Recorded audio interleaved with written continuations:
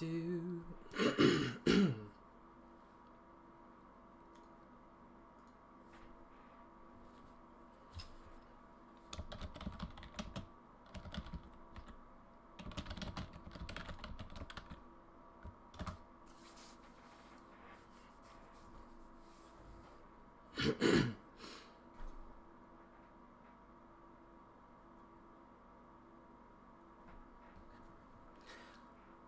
I am getting ready, so just give me a little bit. I'm almost there.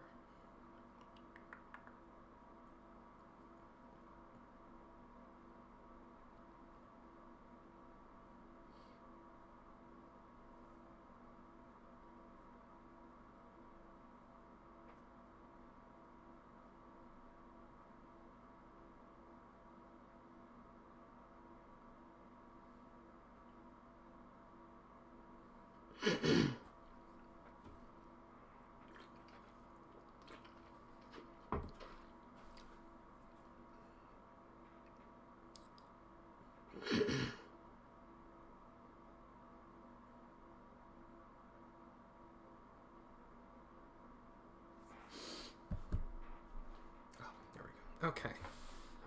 All right. So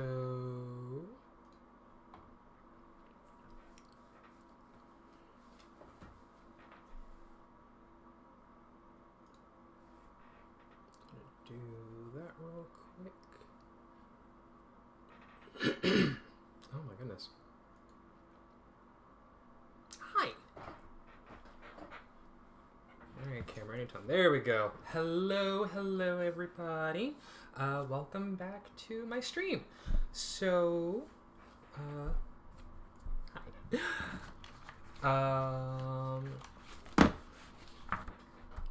So a couple of issues happened last week that kind of got away from me. I got home last Thursday and I wasn't entirely with it. I wasn't really up and ready to stream like I had wanted to. But I did something on Saturday. If you happened to have been watching that one, you probably realized that there was no audio. Yes, I forgot to turn on the microphone last Saturday. So I'm a little better now. I see right now from my monitor here that the microphone is on. It's unmuted, so we now have sound. I hope you can hear me. And I am ready to begin. So also, you'll know I do have a new setup right now. So I've got my webcam sitting right here. I also have my camcorder right here that is showing off what I've got here on my desk.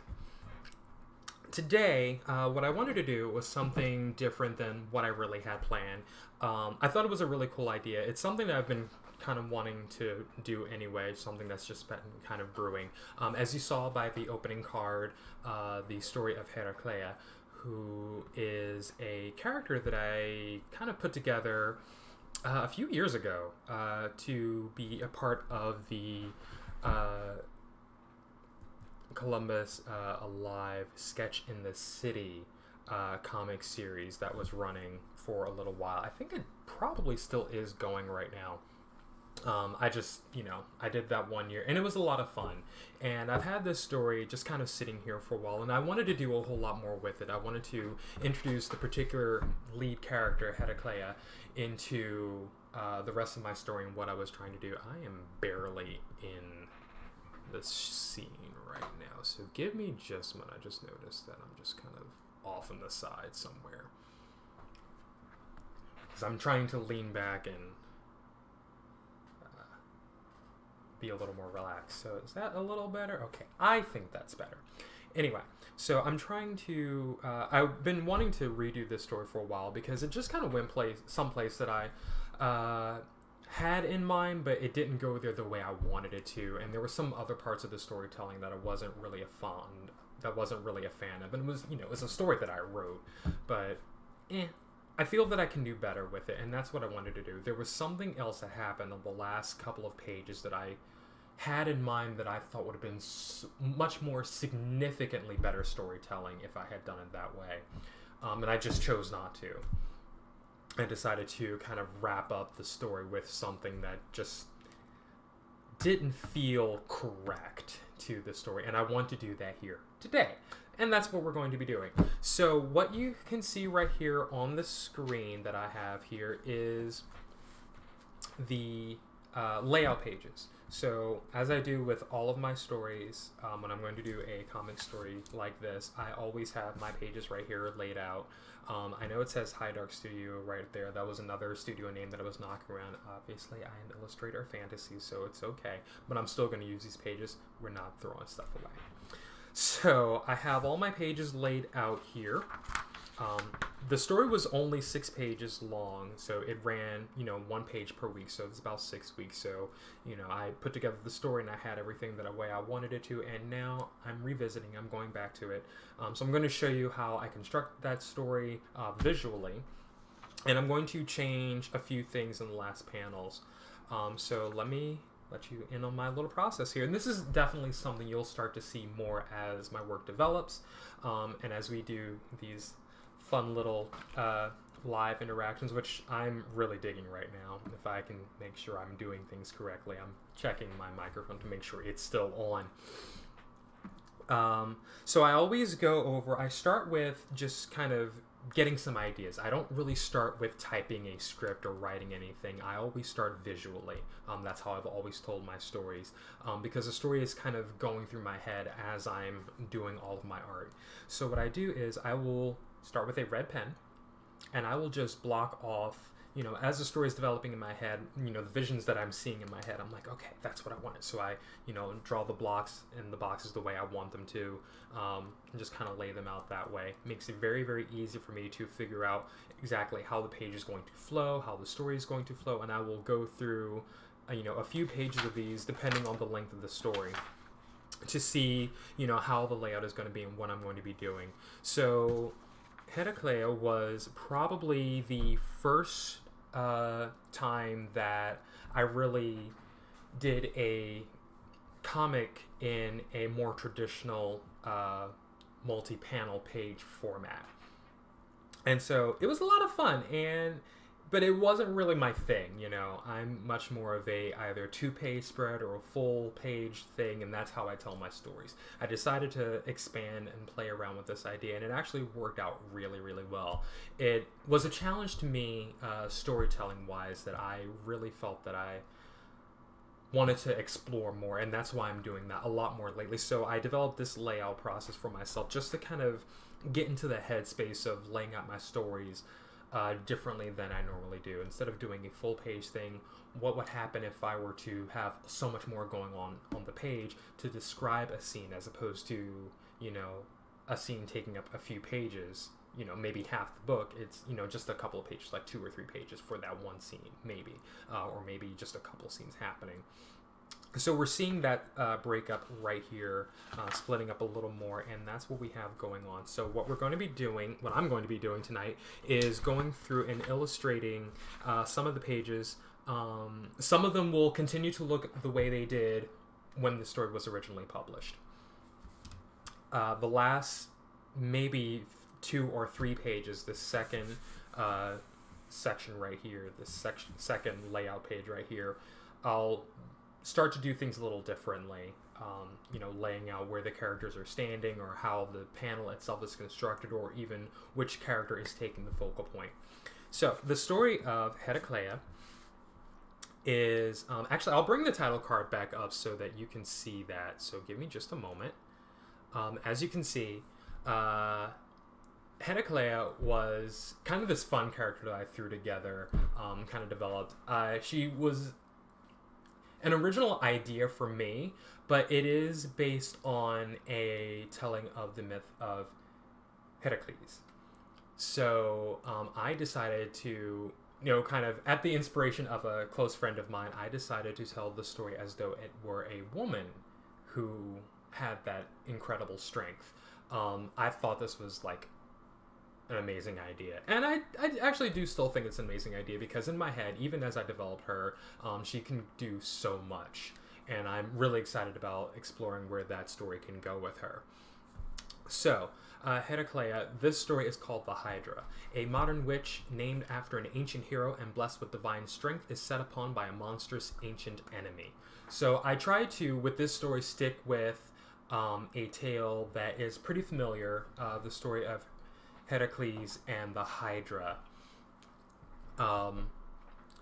I didn't really examine much in the myth. I just decided I knew enough of the basics to just kind of get this story down. I can play around with this because this is not only a retelling, but this is also, a artistic rendition of a story set in a modern time. And so that is what this is right here. So, Heraclea herself is, I imagine she's, mid-20s, a college student, a very lively, jovial, bouncy person, dark skin, long hair, just kind of fun-loving, wants to go out, but very direct, very forceful, really personable.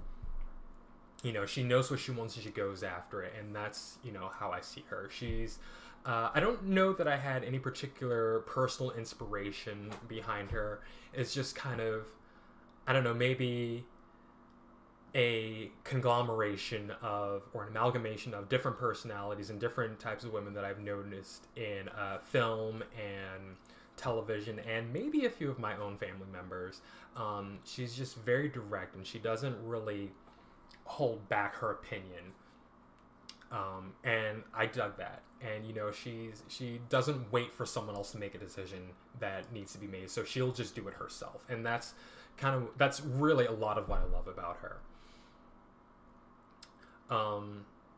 She's got a lot of bravado, and I dig that. I think that's fantastic. She's fun. She's someone that I would love to just hang out with and just spend the whole, afternoon just hanging around and just doing whatever.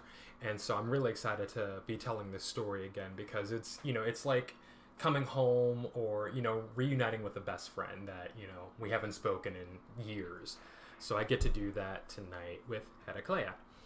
So let's get back to our pages here.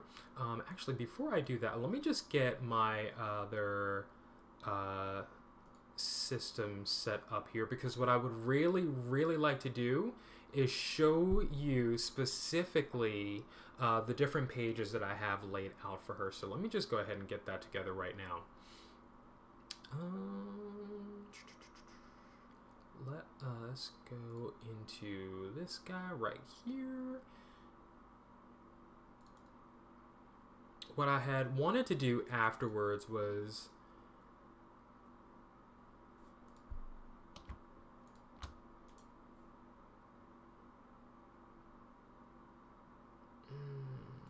it's not gonna work. What I had wanted to do with this story afterwards, I did want to retell it, but I also wanted to expand upon it. And tell it in a longer form and really show what I had in mind for her. So we may get around to that tonight. But mostly what I would like to do is just redo these pages, these first 6 pages of the story. So what I need to do is open, and I'm getting everything ready in Photoshop right here. But obviously that is not cooperating. It's not Photoshop is not cooperating, it's my brain right now. It's going to be in there, isn't it? Yes, it is. Okay. So I want that.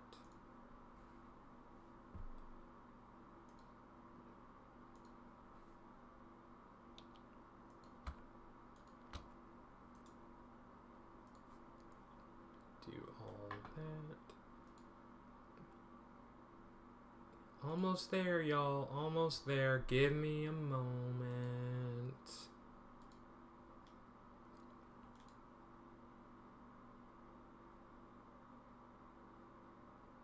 Oops, opened the wrong thing. Because the story was just 6 pages, when I decided that I wanted to print it and have it as its own book, it was very, very small. I didn't end up printing it. It just didn't really come together. It might come together at some point. Who knows?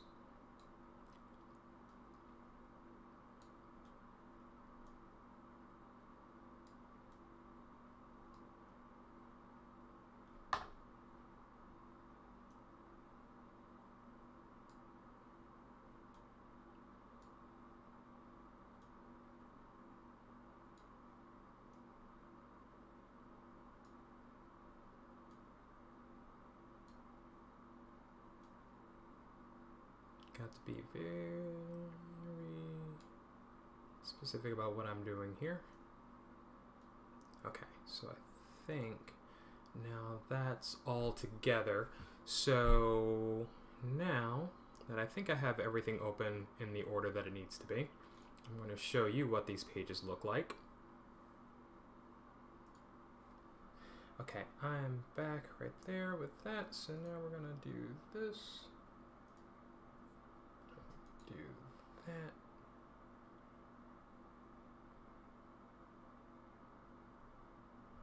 Oops. That did nothing.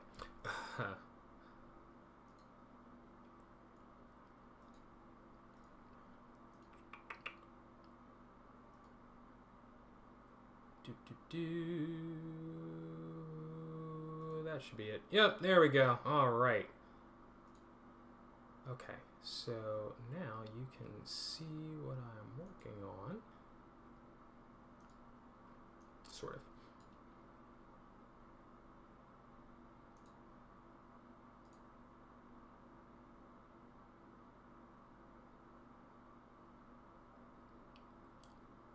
I know, I should have gotten all this ready ahead of time. I was trying, I promise. But it's okay, because I know what I'm doing. Let's see if I do that. How does that look? The same. Okay. Well, then what we need to do...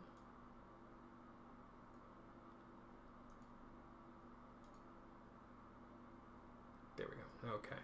I'm gonna... do nothing. Okay.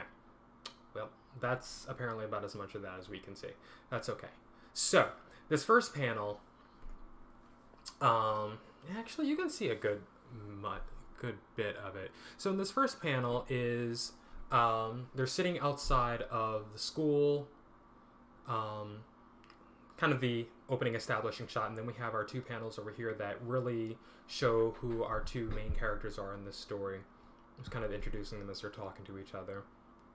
And then this panel right down here, this panel right here, the third, on the second row, we're looking at the next panel of the guy, he's getting eaten by something right here on this row. And then finally, we have Heraclea springing to action right now. So that is what's happening. I was told by my editor that when I was publishing, when I was submitting these pages, that I need to move the action along a lot faster than I'm used to. For me, originally when I do my stories and I'm kind of moving through, I have pages to build upon. Everything's in like this one page format, and so I can take my time with my story. Kind of build it up the way I want to, because I always showcase when I'm doing my stories and I'm telling my stories, always the real prize of the book itself is, hey, you open this up, the art is supposed to really stand out. That's what's really moving the story. This was very, very different. It's still a lot of the art moving the story, but there's other factors to consider here for telling a comic story. So I can't just bank on, holding the attention of my audience with just pretty pictures that I've hand painted. They have to actually, most people are very accustomed to a traditional comic story moving through in a certain way. So I had to jump into that, and I had to tell that story that way. So that's what I had to do here. So we are going to go ahead and do that. So beginning with that first panel. So that is definitely something that I can totally keep the way it is. So what we're going to do, we're going to gesture in here. Oops, not my... Give me just a minute. I have this completely the wrong way. All right, there we go. I'm going to try not to lean into the camera. Another thing that has happened the last time I was streaming, my hair all up in the camera. Well, not streaming, I was recording. Big fluff of hair just all up in the view here of the camera. So I'm sitting here drawing, I'm like, you can't see a thing I'm doing.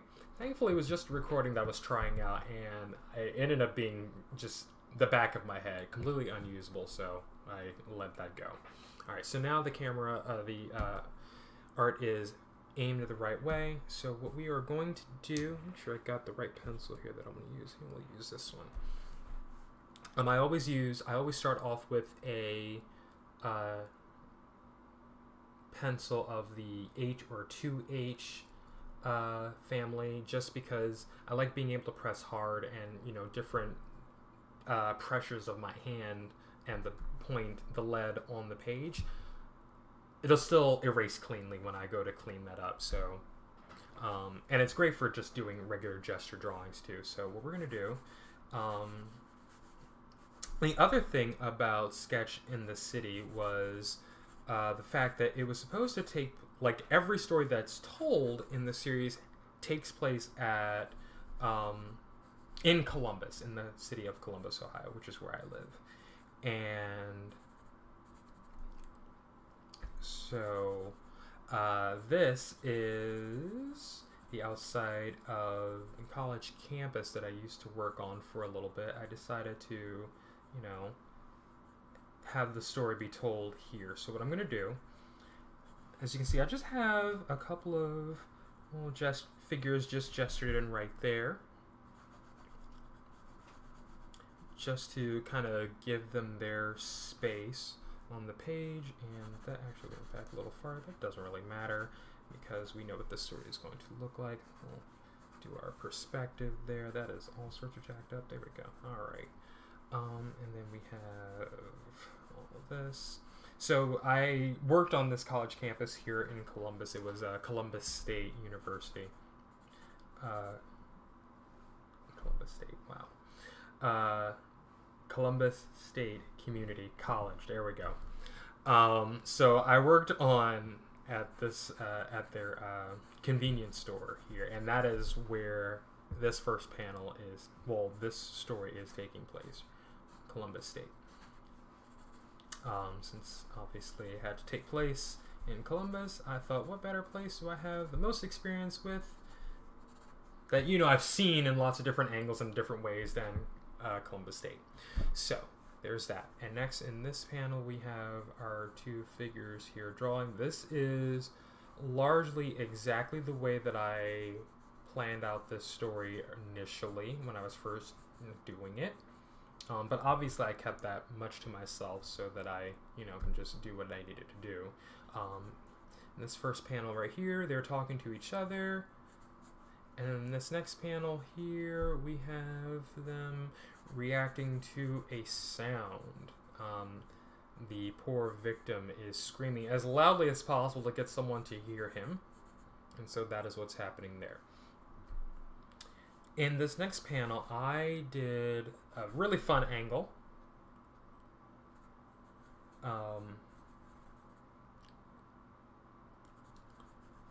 So our mighty beast is here. Ooh, I got an idea of something I can do too. I also, looking at the story, I said, I really want to re-examine the style that I adopted for telling this story.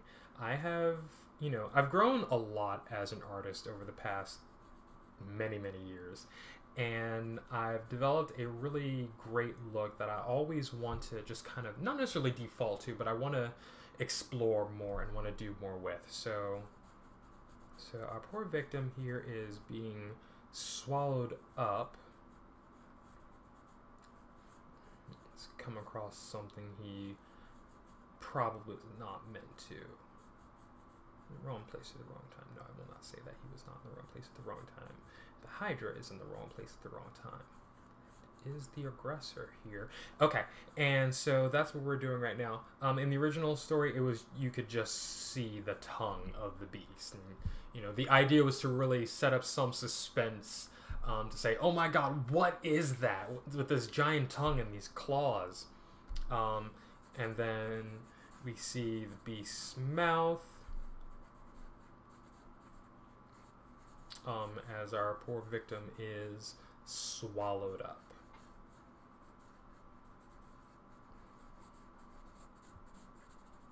So the interesting thing about visual storytelling is that every single element that is in the story itself that is meant to be meaningful needs to actually be meaningful. You can't just throw a prop or throw a character into a scene without them having to, uh, you know, express their own weight in the scene. They have to actually be there to do more than just be a prop. For instance, a book that a character is holding. Like, if you go through all the trouble of showing the title of the book, that book has to be important, not just to the character, but to the audience as well. Otherwise, because we're going to be looking for that book, it's like, oh, well, you showed the title of this book, so what's happening with the book? What happens with the book? Or whatever the prop may be. It's the same with any, characters that you just kind of use and throw away. And what ended up happening with this story is that I did not bring this particular character back, because in my head I was saying to myself, I'm going to continue this story. I'm going to tell this story in a much more longer form. So I'm going to revisit him. He's going to come back. He's going to make a reappearance. That just never happened. Not with the 6 pages that I had to play around with. So, but I can tell you right now with confidence, yes, this particular dude, he's going to come back. And I can't wait for that to happen. So in this panel right here, we have Heraclea. She's the original was just kind of lame, like almost skipping that she was doing around the corner to get to where this victim was. Over here we have her friend. Her date, actually, that's what was happening. They were kind of an impromptu date. They were just really just hanging out. But, she likes him and she's interested, and that's what was happening there. But, their moment together was interrupted by this crisis.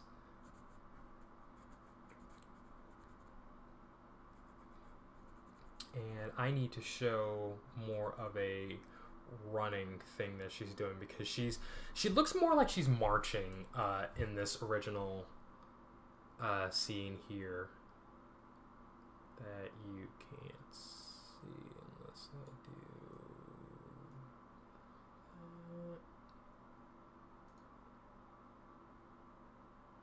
do oops, the wrong thing. There we go. Alright, that's what I needed to do. You can barely discern what she's actually doing here. So she's just kind of stomping or marching or whatever the case may be. I don't know what that is, but I decided we need to do something different here.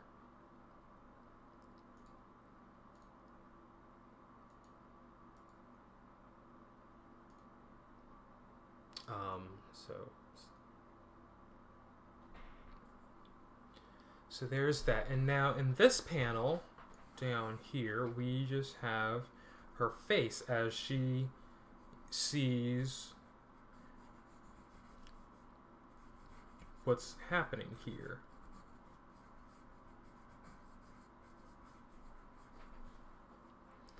All right, so that is that layout right there. That is that page. That's page 1.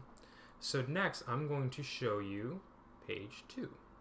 So I'm going to come to this now. Ho ho! So I had, when I designed the Hydra, if you are familiar with Kill Bill, I decided to make the heads of the Hydra 5 of the snakes from Kill Bill. So that actually required a little bit of research just to make sure that obviously I knew which snakes were represented from the characters from that film, but also to get an idea of what these snakes actually look like, because I don't often draw snakes, but I wanted to make sure that their heads were iconic. I don't remember which snake's head is which. This was from 2014, I think. It's been a while. It's been a minute. So we're just going to stick with what we've got here. I like how this particular page is constructed. Again, we're getting right to the action here. So we're going to... what I want to do here instead You see at the top of this panel here, we have just Heraclea's, like, just her head. What I want to do differently, actually, is I want to bring her completely into this scene and not just her head. I need all of her scene. I think I had attempted to do that originally, and I don't know why it just didn't come together. I know I had these panels down here just kind of thrown in, but this particular first panel, I want really to show the magnitude, the size of this creature in reference to her. And obviously we have an idea of that in reference to our poor victim, but really this is our first time being introduced to this creature in this story, so, you know, we actually get to see what it looks like. So I will have to also resurrect my research that I had completed for this story.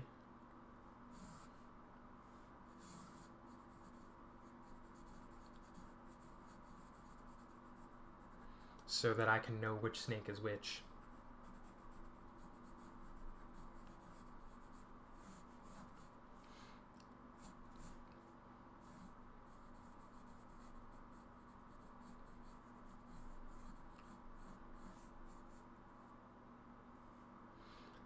Okay. And we're just doing some gesture drawings in here just to get an idea of where all these snake heads are lining up. So that is that. Meanwhile, the rest of its body. Now, of course, we didn't really ask the question of where this thing came from in the first place. Honestly, my idea was in the longer form story that I was going to tell, we would find that out. I just, as I said, I never really actually got around to doing that. Hopefully, soon I will be able to. So this particular scene takes place at the loading dock behind the bookstore.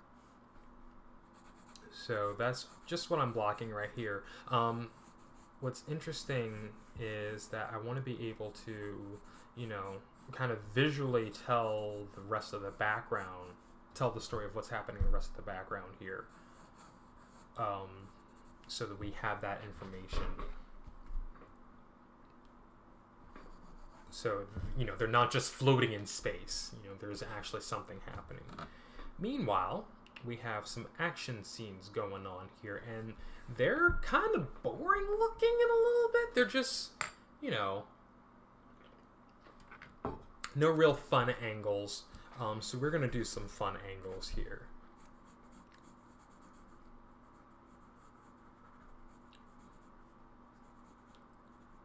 So we have Snake's head coming in over here, but Heraclea, we can see right here that this particular head is rearing up to attack her, and that's what she's responding to here. She is punching up at it.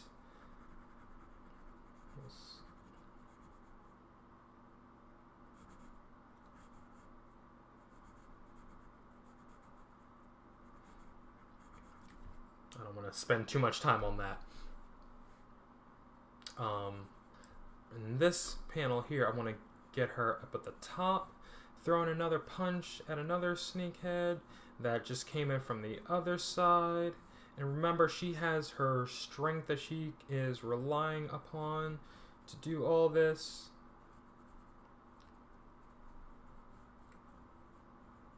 So, oops, that's not taking up as much space as I needed to. There we go. I need her a little more into this fight scene here.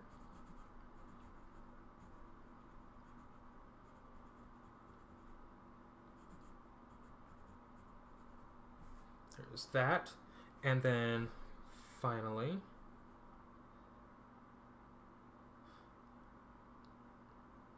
we have, yeah, we can go in this way. So we'll just do something like that.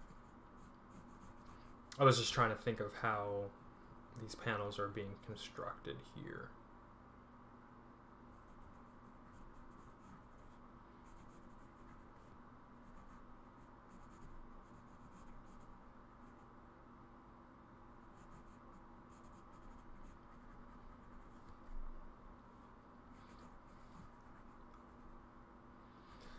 we can also gesture in some impact flashes just to kind of do that whole thing.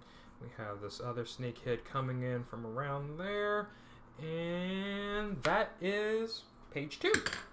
All right, so let me get a drink of water here.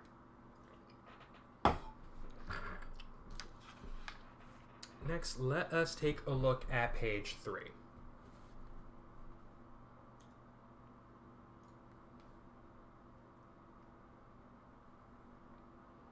Okay, so that is page 3. And now we have some fun things happening here. This is when we start to really get into the middle part of the story, the fun stuff. I don't particularly know. Oh, okay, I think I see what was happening in this panel. Top-down view. I also threw just random wild angles into the story. Some that made sense, some that didn't. We're just gonna go with it. So, I think my idea was whatever shows off both Heraclea doing her thing as well as I was really, really impressed by my snake art, by my renditions of these poisonous viper heads.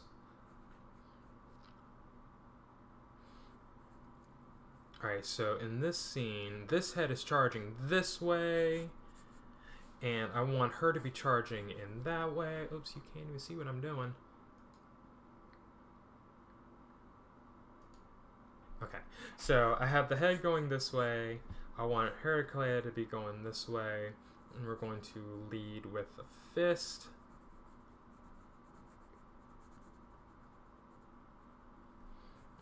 Obviously, she's not that big, but, you know, we'll just get that in there. Just so that she looks like she's doing something. Yeah, moment. Are you like able to see what I have going on here? I really, really hope that you are. Otherwise, I may just have to add a little more light in here. Actually, I should probably do that anyway. Give me just a moment while I do that.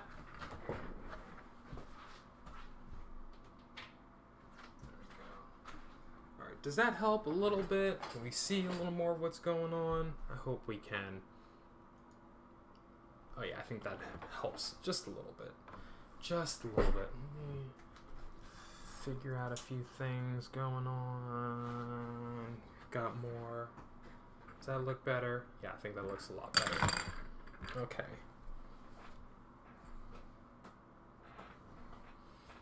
Okay, so now we have that.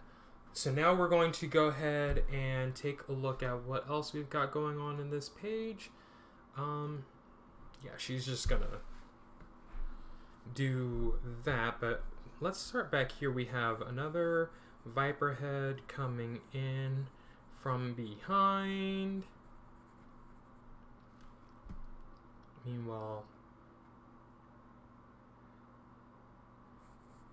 this viper head is being punched off to the side because we've just changed angles. Oh my god, crazy, right? Yeah, don't do that.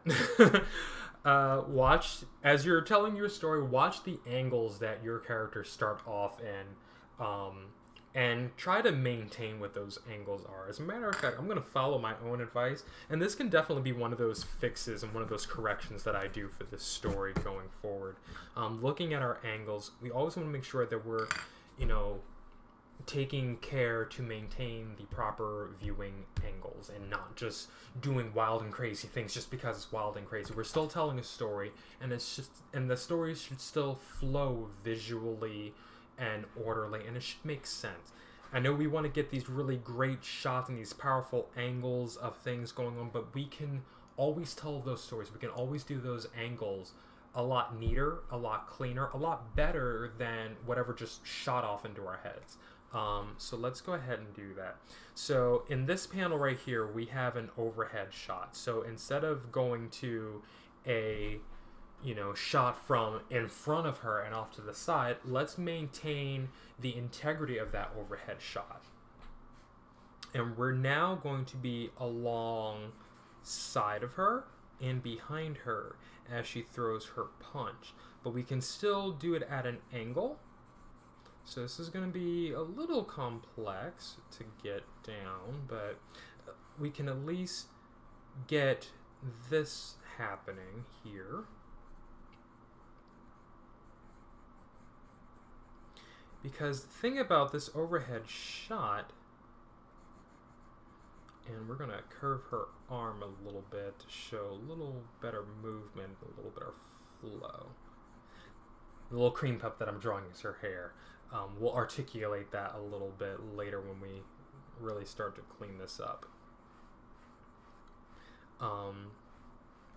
What I was originally doing in this first iteration of this, as you can see in that upper left corner of that second panel there, hey, that's another snakehead coming in. And something else is about to happen, so we're gearing up for that. And I still want to do that. You know, build that suspense up a little bit.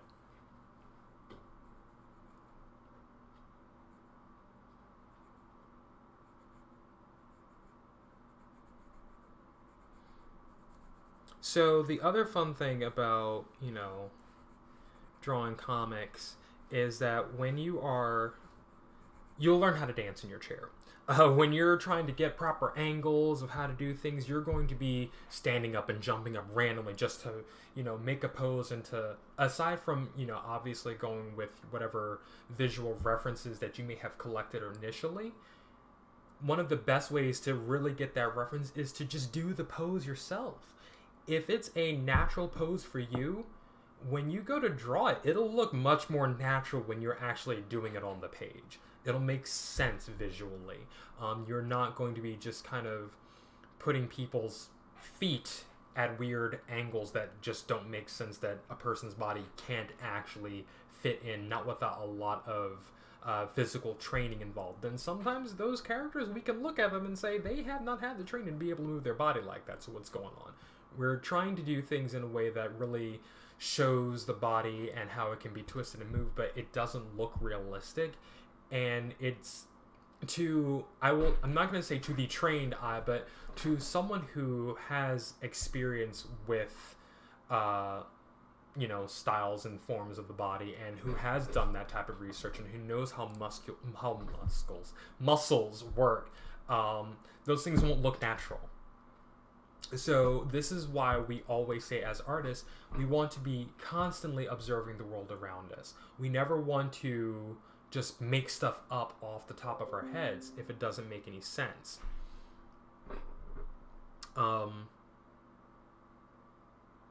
Interesting.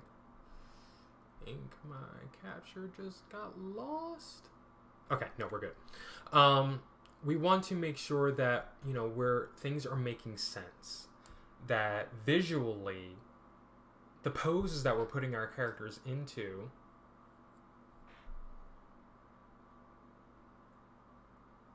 oh no, I think I did just get lost. What's going on? Come back. Okay.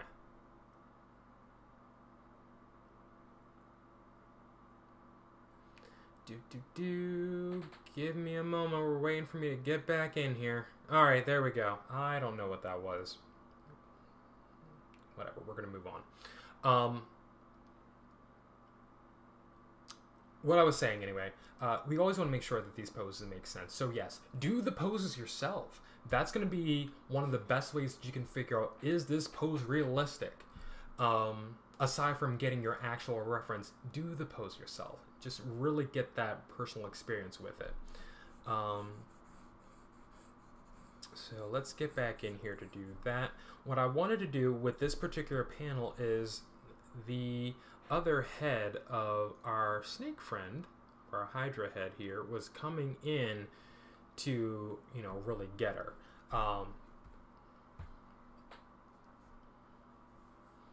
But down in here, originally, for this scene,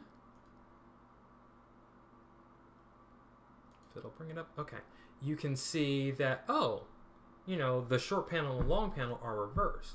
Well, I wanted to do something different here. So to really vary up the movement of the page, to give it a little more, what I figured is what I consider some visual interest here, is to actually just break this up a little bit so it's not the same pattern going straight down. I don't know how well I use that particular technique, but it's definitely something that I've learned to do, is to really vary up your panel sizes, your panel placements, make the layout of your panels especially a part of the actual visual story that you're telling, so that things don't just fall into a neat grid. As you're telling the story, one panel should move it to the next visually. Our eye in the West reads from left to right and then goes down from there. And so we want to make sure that our pages, as we design our pages of storytelling, that our eye is able to carry that way, and we're moving from left to right and straight on down the page. So instead, I'm going to just kind of reverse those two things going on there. So instead, we're going to have our guy character here take up a little more space with his scene. A longer page also can denote greater length of visual time that we're spent focusing on a particular character. So that's what we're doing here. We're spending a little more time with him right now, because this next part of this panel here happens almost instantaneously.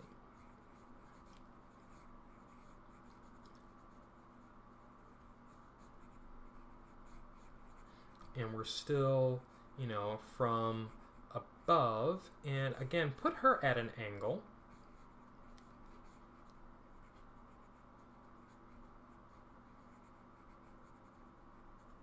Oh, I didn't tell you. So also in the midst of that recording session where I didn't realize that my microphone was turned off, the cat had leapt onto the table.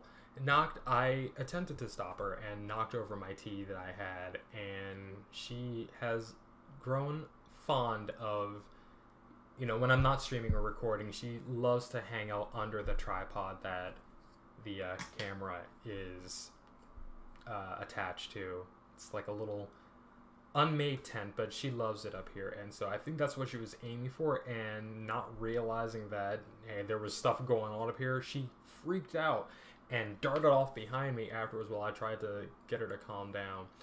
She's fine. She's adorable and sweet, and her name is Bean. She's a little black cat. I would love for you to actually formally introduce her, for you to formally meet her. Unfortunately, I have closed the door.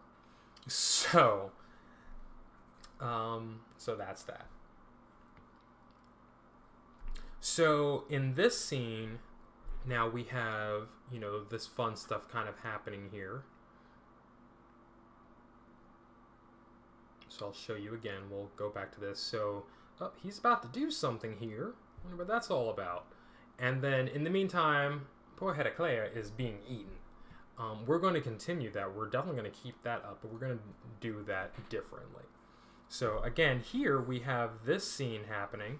What I want to do is, I don't know if it helps to tell the story visually to have a cast shadow, so we'll just kind of gesture that in around her, that, something's about to happen to her. And then here in this scene, we'll have, the snake head just devouring her. She's definitely going inside his mouth. So we'll just do that little thing.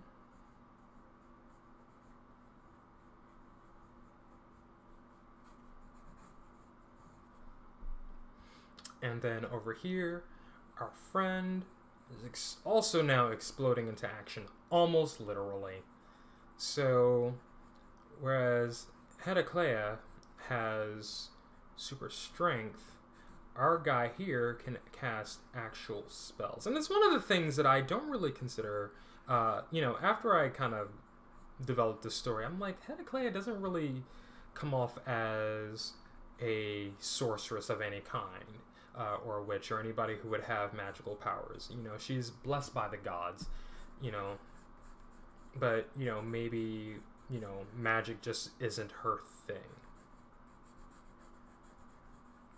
But it is his.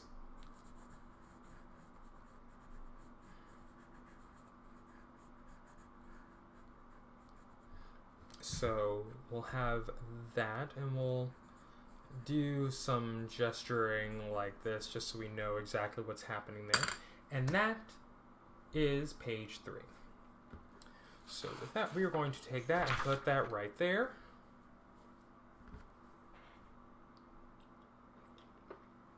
Take another sip. Hold on a minute. There's weird things going on with the lighting in here. Is that better? Can you see me a little? Yeah, you can see me a little better. And you know, honestly, that's fine.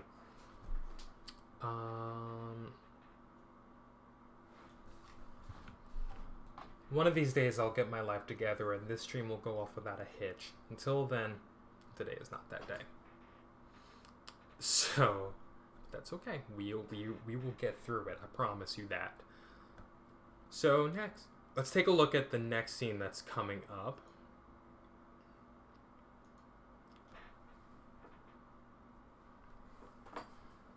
Oh no, okay. So, this is where the story starts to turn. So, our guy here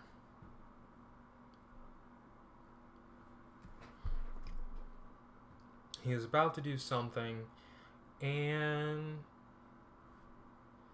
he just doesn't for some reason.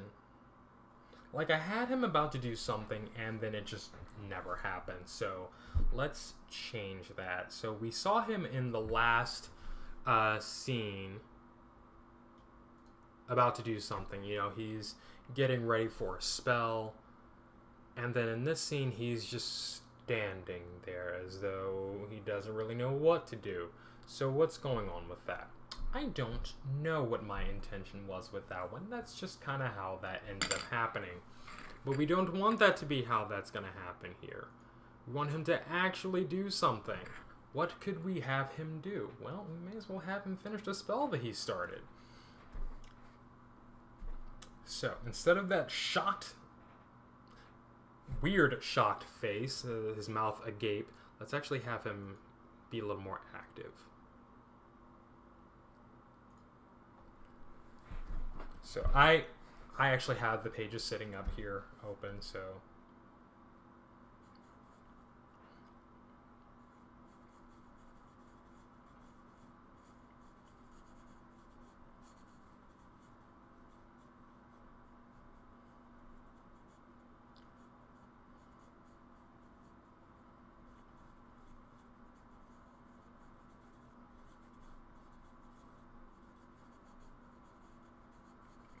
we'll just do something like that as we're seeing his spell go off.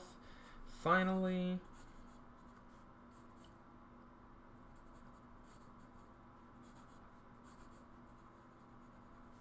That's going to be his rear leg, his leading leg right there.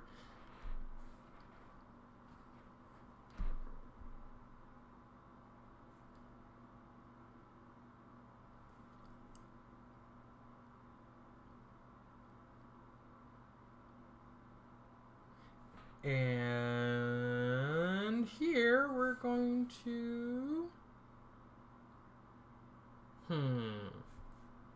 We can keep this particular layout this way. Let's just do that angle. Now this is where we get to, you know, kind of break away from what I said about maintaining your angles.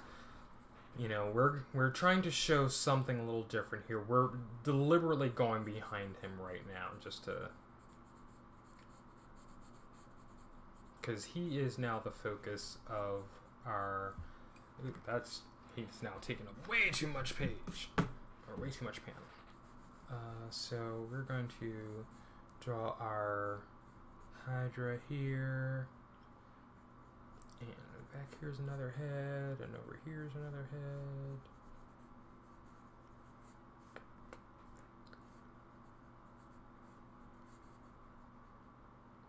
More active.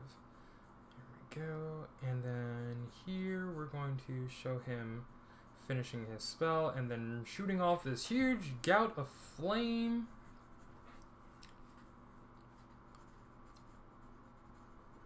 right there. This is one of the big changes that I actually wanted to do. And we'll get to that part in the story in just a moment.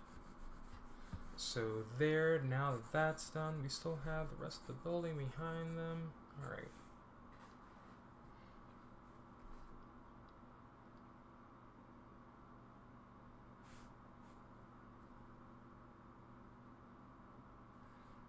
And here we have the head that has eaten Heraclea. Start to, as it's burning, you know, Heraclea is pushing its mouth open.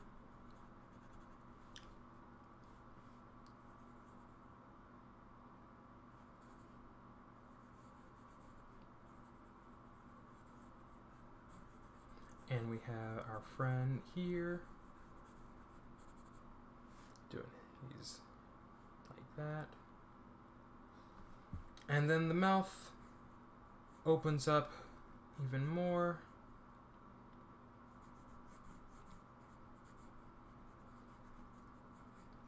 As she stands, or tries to stand triumphantly in this crouched space, just pushing its mouth more open so that she can get out. And then same angle as before with him from this panel here.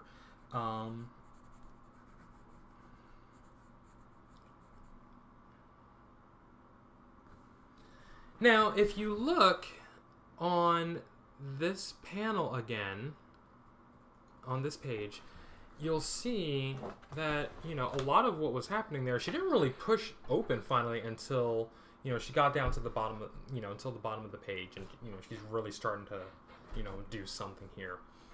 So, but that's okay, because as I said, we're trying to fix the story. We're trying to tell the story differently. We're trying to, you know, show something else here that's happening. This is our time, basically, to fix and correct this story. So that is what we're going to do.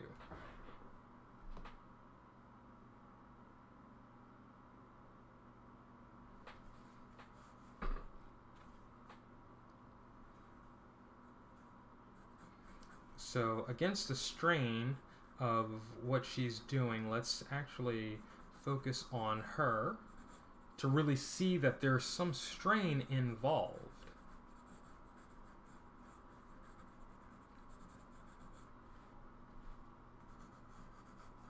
Which is kind of what I did in that last panel, but...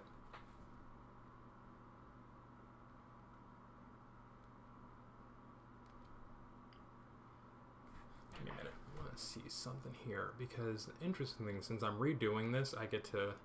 Yeah, there we go.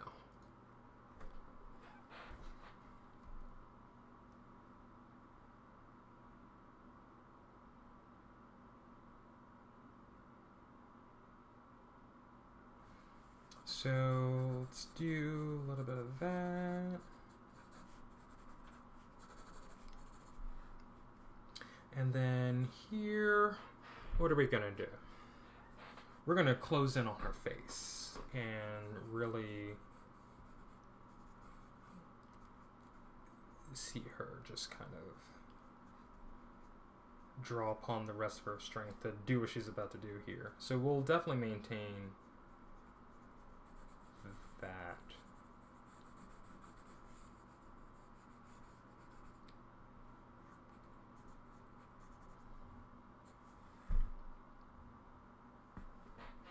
Alright, so that's page 4. So now we're going to bring this over to page 5. Let's go ahead and bring that up. So, the whole part about the fire that our guy character here just used, originally, in my original telling of that, that was Heraclea who did that. She conjured magical fire. This is me playing to the trope of her being a witch, and that's not who she is. That's not her power. That's not her gift. That's not her magic.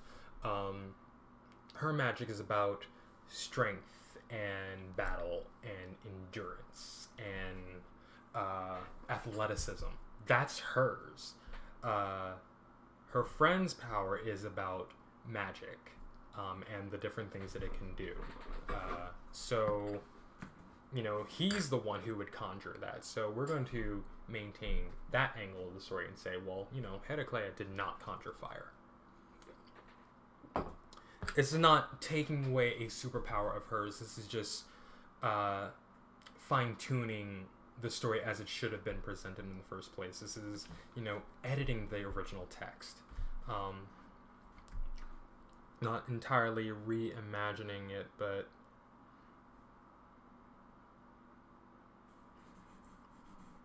saying, you know, we need to... Some of the changes that I'm making here were absolutely necessary. So, definitely do this, and she is able to really stretch on out of this thing's mouth.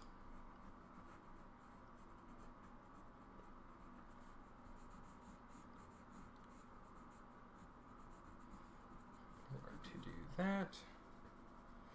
And then down here, we're going to have, we can go back to our friend here. I don't know what it is about me and naming my character. Sometimes I just don't do it. So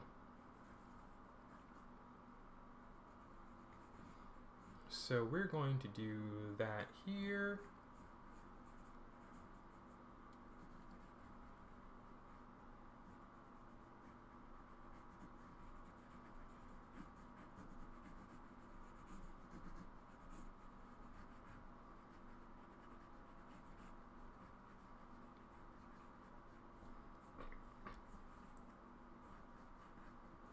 This one snakehead is just going to take a mouthful of fire right here.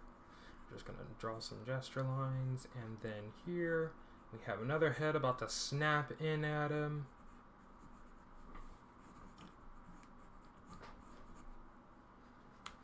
Heraclea has exited the other snake's mouth.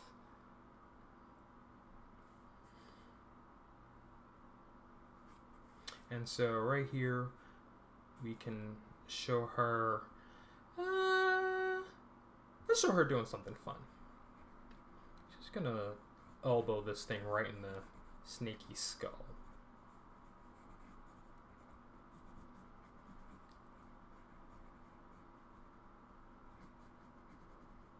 So it should be more of a, just like that. This is what I'm talking about when I say you have to do the gestures, the drawings yourself, the poses yourself.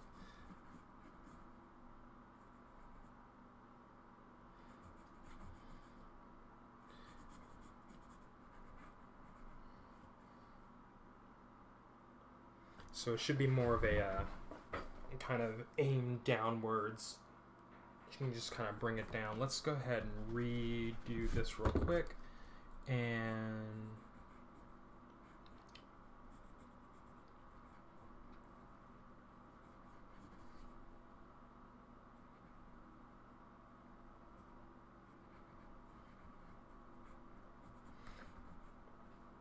that just looks kind of wild and crazy.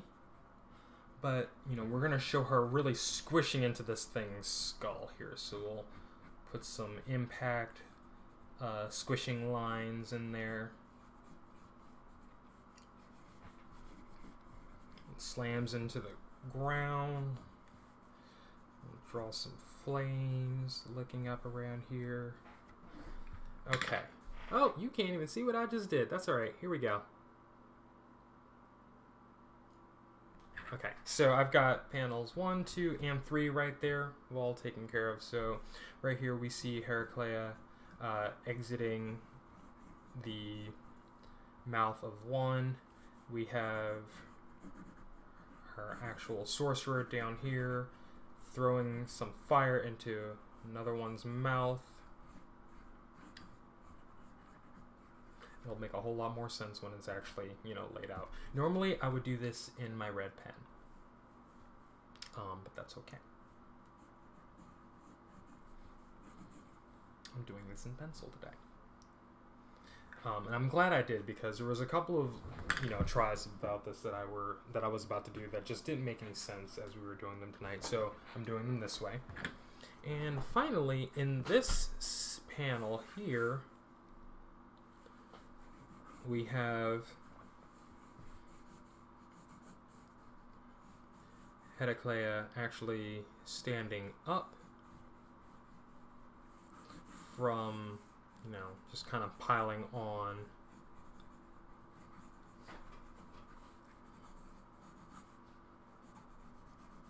maintain at least her similar angle.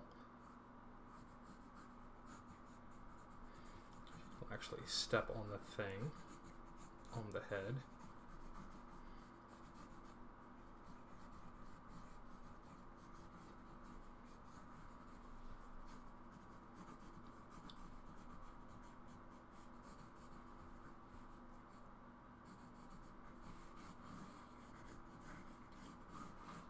Giant head, just like that. And that's page 5. And that's basically that.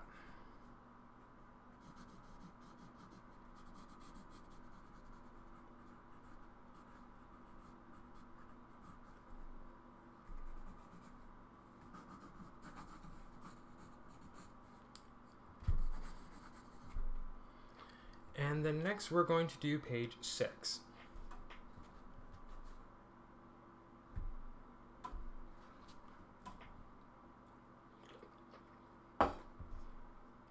So give me a minute.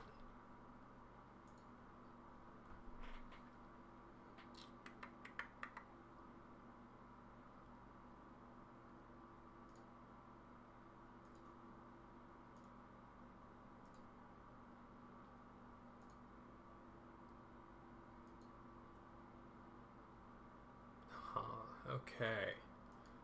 So this final scene right here. So that scene in that panel in the upper left corner was really a lot of fun to do.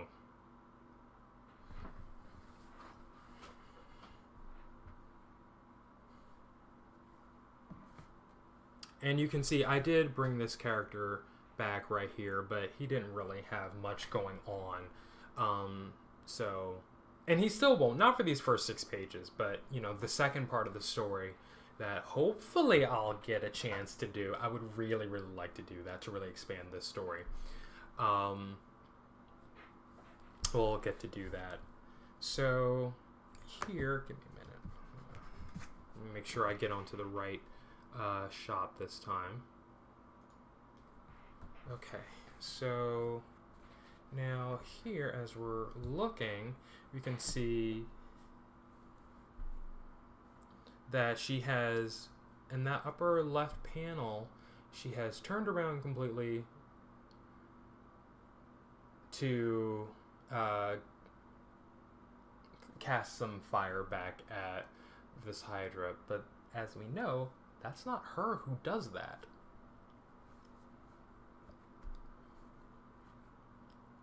So we're going to show our actual sorcerer friend here conjuring more flames.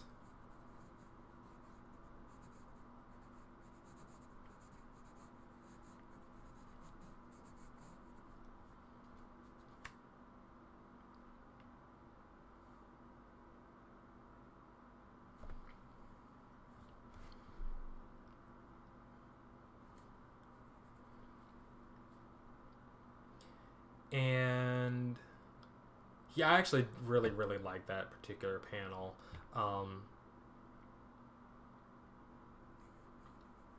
We're gonna do something different here.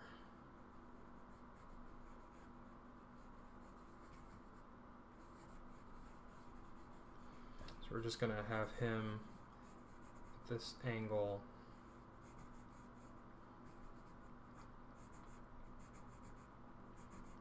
Doing that. So he's shooting this huge big fan of fire at this thing as Actually, yeah, we can do that.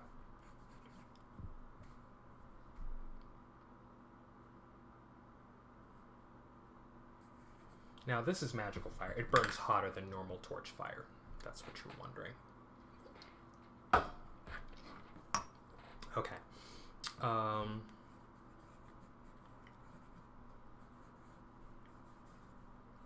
that's what all these little lines are doing here. We're showing that, you know, heat radiating from him, and then he shoots out this huge burst of fire.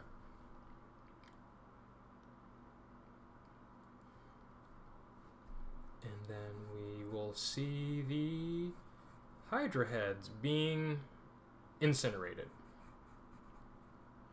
So we'll do just kind of like what we did originally. We'll just draw some heads in here.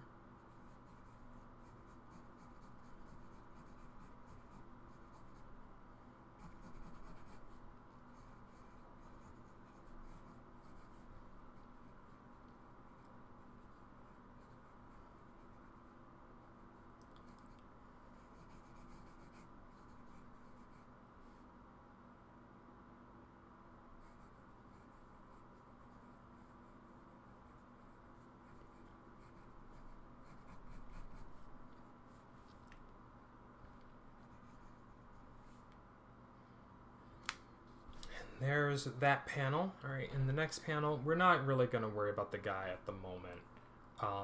We're going to shift our focus to Heraclea. She's just kind of watching her date just, you know, do the thing that she was trying to do, which was save some dude and kill this monster. He just kind of... she feels that he stole her thunder, and she's not really sure that she likes him anymore. Not just because of that. She was hoping that he was not a magical person like she was. She just wanted a normal date with a normal person, and she realizes, hey, you have magic, and... So... she's feeling, not... I wouldn't say betrayed, just... not sure that she wants to continue their flirtations. She really liked him, he really liked her, and then this happens, and she was hoping that she could finish it off and she could be the hero and show him that, hey, this is the full package of what you get with me, and she feels as though he's probably not even impressed by anything that I just did. I got eaten by this giant monster and then punched my way out, but he just set it on fire with his hands.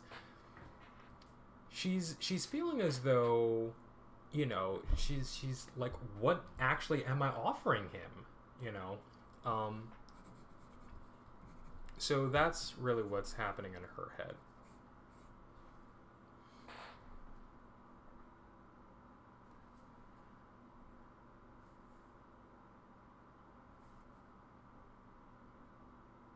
And he doesn't realize that. As far as he's concerned, he's like, oh my god, this girl that I really, really like, she's in trouble. I have to do what I have to do. I have to save her. And so that's what he's doing. So there's that. And so when that's all over, he turns around to check and make sure she's okay. And she's just kind of staring at him very stiffly. She's also taller than him a little bit, so I'll just do that there like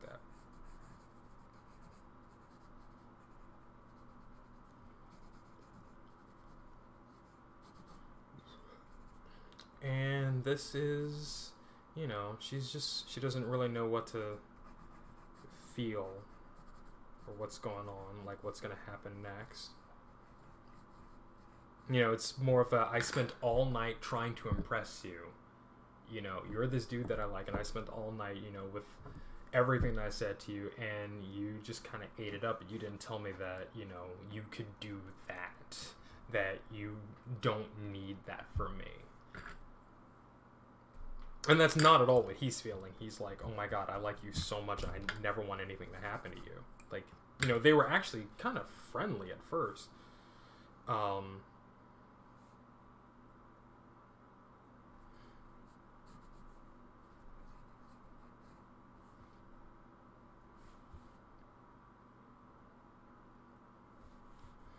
So in this panel, I want to show his face. He's, a little shocked at her response to him, and he's a little heartbroken, but they still have a job to do. Here in this panel, we're just going to show her, resolving to just, hey, I came over here to save a life, and that's what I'm going to do. So let's just focus on that.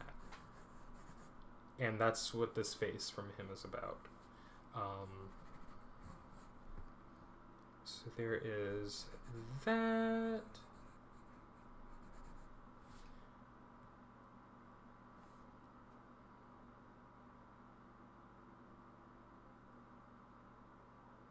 And then finally, in this panel, we close on her fist and her face, just to, resolve this leg of the story. In this panel, she's talking about, who or where this monster came from, who sent it, whatever the case may have been. She's trying to focus on something that isn't the fact that her date has, magical powers, that he can just shoot flame out of his hands and, all that stuff. So that is all 6 pages of this redo story right there. So I like where this all went. This last page was a little touch and go. Yeah, may change things a little bit just to get it to make a little more sense narratively. But for now, I like it. I really do like it. I think I locked myself into what was happening in these panels just by how I laid out the scene. I maintained the original page layout. Not so much that I didn't want to change anything, but I wanted it to, kind of still be the same story, still have the same layout, and still read in the same way. So that's, exactly what happened here. So what's going to happen next is... what would normally happen next after I do this is that I would probably, go in, be a little more solid with my lines to just kind of make sure that I knew exactly what was happening on the page, and that's where we take our red pen. So let's go ahead and do that. Okay, so we're focusing on what I'm doing here. I have all this grass over there. Normally, as I said, I would be doing all these layouts in my red pen, and then I would be, doing my more solid lines in blue in case, I made changes or I need to make some type of correction. The red pen, to the red pen drawings that I have on here, the blue pen would be how I would do that. So we're going to just do that here. Our poor guy here, he's at the end of this whole ordeal, he's in shock. He's kind of unconscious. He did just get swallowed whole.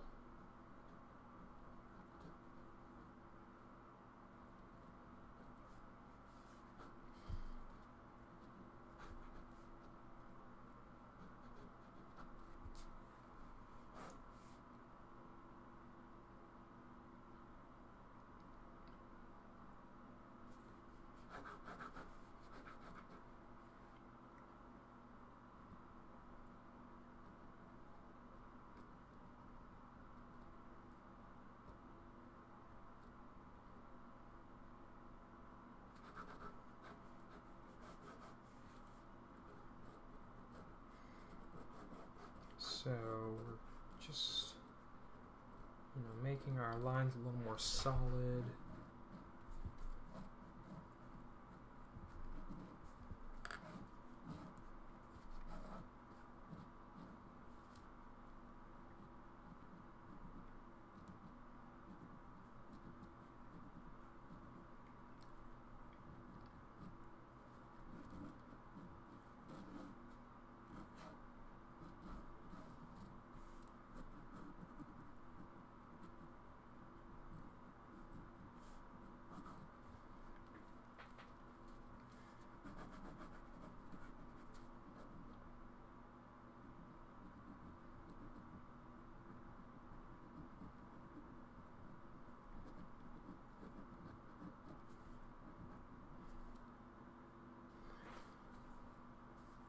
She punches over here.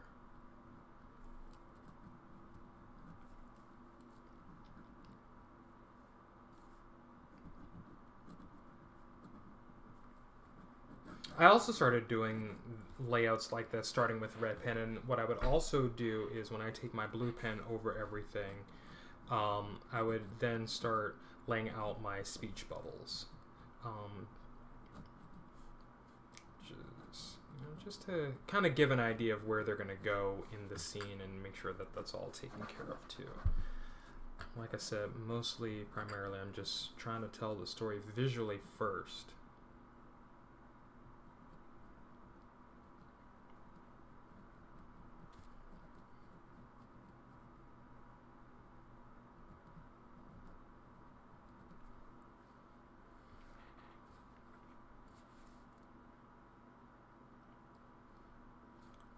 What I want to do, and this is one of those areas where I would just kind of make those changes. Like right here, instead of having that wide angle, we definitely get a lot closer so we can really see her bringing that punch in on the snake's face, on this Hydra's head. So we're still similar angle, not the same angle.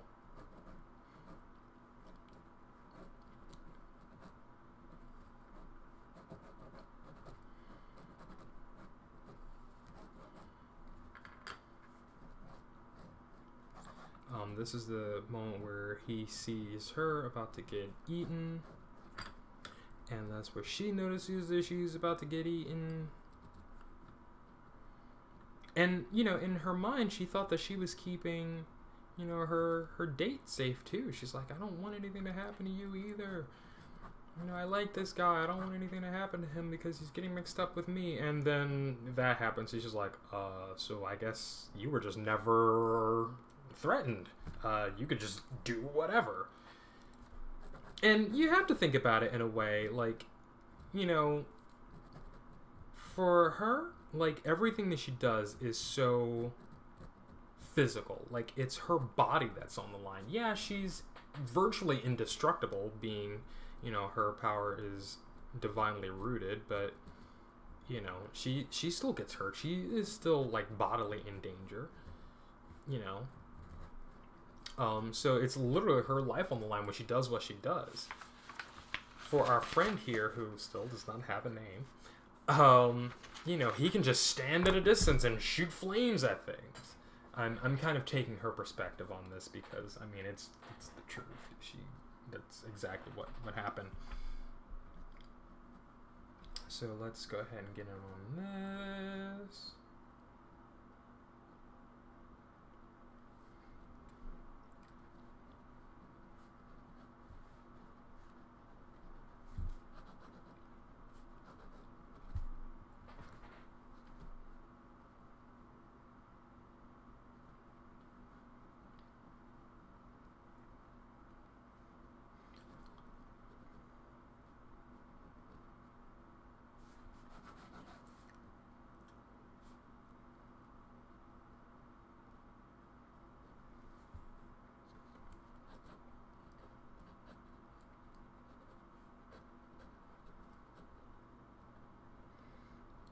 Heraclea is coming out of this thing. We see him looking up at her.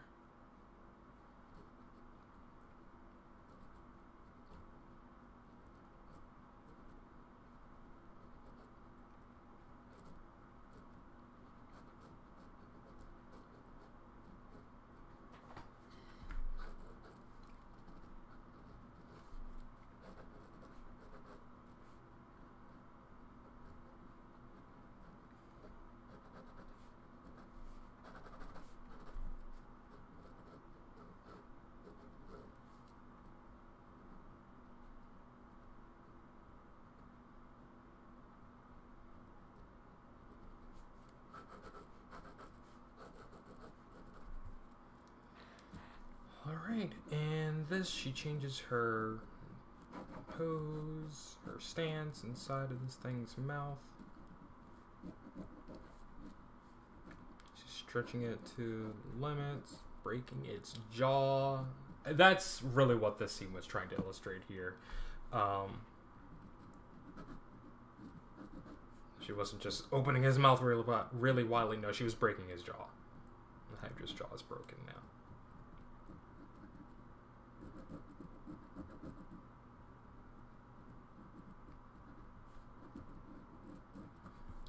We have this guy having his mouth seared. And then she finally just brings it down on top of this other one that's trying to come in here. Actually, we're going to draw our friend here, right there. And that is how we will clean that up.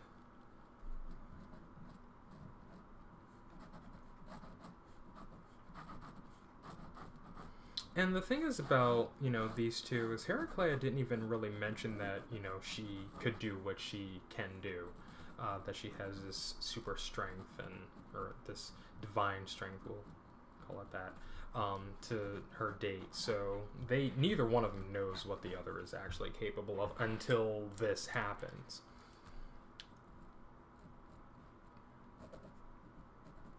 And so have him drawing in his magic, and he's about to do something.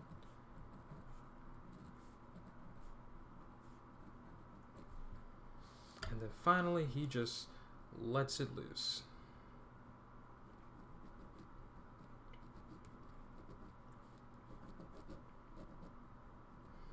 He thought he was helping by bringing the fire to this thing.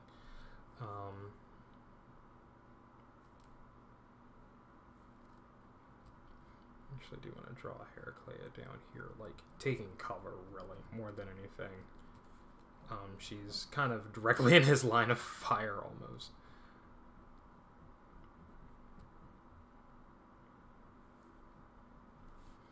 And we're just going to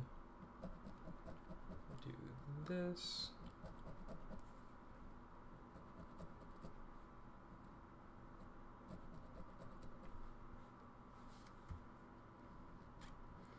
And she's there watching the thing now smolder. Eyes wide. It's his shoulder there.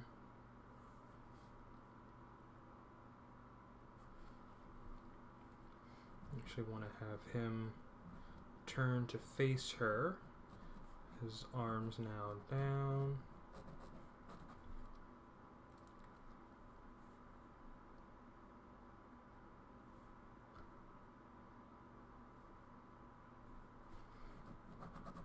This is feeling like much better storytelling here, instead of all that whatever I was putting in there.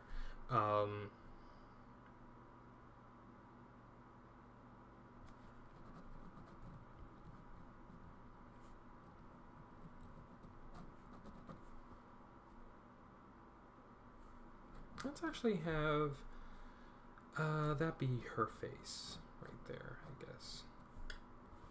But we definitely want to end that here with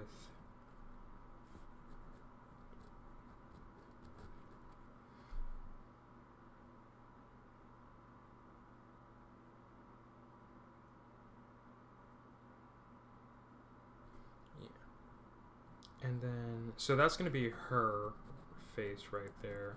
She just kind of stares at him, and then they're talking, and I'm gonna see his shoulder slump a little bit.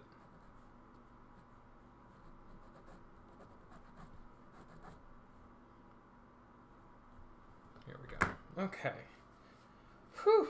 So I feel that those last few panels down there are probably going to go through some more edits and changes just to really tie in the story properly. But for now, that is where we are. I don't want to do too much more with this particular tale here. So I'll give you a little bit of history. The idea for Heraclea came to me when I think I mentioned this, a friend of mine had inspired me. She was telling me a story about how why Heracles is named after Hera, and that there was a story that said that Heracles was actually a woman named Heraclea. And so this was, maybe a year before I even wrote this story when I, got the idea in my head. I'm like, oh, that sounds really cool. And it does. And I was really excited to hear that, like, oh, there's a different telling of this story that I never even knew could exist. And though she didn't really go into much of the story. She has a book that she referenced. And so I just kind of let that just kind of happen in my head. So when this opportunity came to me to tell a 6-page comic story, The Columbus Alive, that's what it was. It took me a little bit, but this story just kind of came together on its own. I'm like, oh, that would be fantastic to do. Let's tell the story of Heraclea in this modern world. And so I named the character, and I kind of developed a history for her, a background, and I said, yes, this is what I want to do. I want to show this off, and that's what this became. I was really, really excited to share this story and to bring it on home, and like really bring all this about. So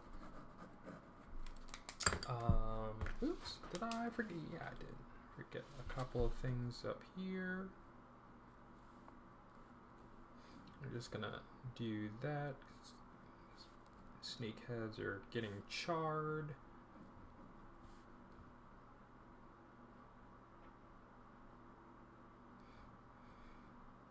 Oh, excuse me. So that's that. All right, everyone. Thank you for joining me tonight for Pencil, Ink, and Brush. What we've done tonight is really, really going to help me out when I want to revisit and retell this story properly. I may come back with, some actual pages and everything laid out the way I wanted to, and we can definitely sit here and draw it. I would love to do that with you if you're interested, and I hope that you do return. I'll see about doing that, and we'll come back to this. I do also want to take some time to really point out that, hey, I've actually made some headway on the main story that I'm working on. I've got a few pages here that are,